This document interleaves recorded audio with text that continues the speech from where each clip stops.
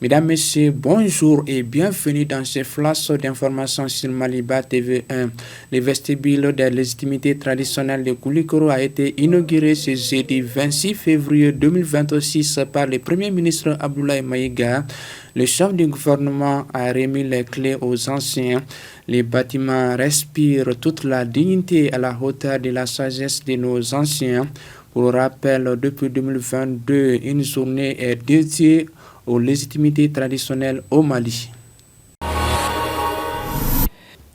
Direction Ouagadougou au Burkina Faso, une délégation interministérielle conduite par le général de corps d'armée Sadio Kamara, ministre de la Défense et des anciens combattants, a pris part ce jeudi 26 février 2026 à Ouagadougou à une importante rencontre. Il s'agit de la réunion des ministres de la Confédération AES chargés de la défense, la diplomatie et les transports. La rencontre vise à examiner et à finaliser le procès de feuille de route de l'an 2 de la Confédération. Les chefs de délégation du Burkina Faso, du Mali et du Niger ont rappelé des progrès réalisés par l'organisation. Ils ont également noté que cette feuille de route s'inscrit dans la continuité. L'actualité internationale à présent au Sénégal, un collectif de citoyens demande la libération des supporters sénégalais emprisonnés au Maroc.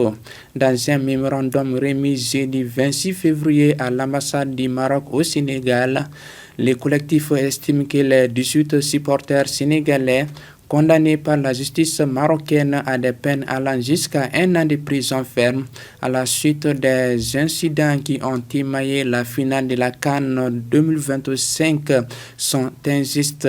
Il entend protester contre cet emprisonnement. Toujours justice, le procès des auteurs présumés du génocide du Rwanda en 1994 n'a pas encore pris fin. Le franco-rwandais Claude Muyazimana, 65 ans, est jugé en appel à Paris pour complicité des génocides et crimes contre l'humanité pour son rôle présumé lors du génocide des Tutsis en 1994. Le parquet a requis jeudi 26 février une peine de 15 ans de réclusion, presque comme en première instance où il avait été condamné à 14 ans de prison. Voilà, c'est la fin de ce flash d'informations. Merci de l'avoir suivi. Restez connectés à Maliba TV1 pour vous informer.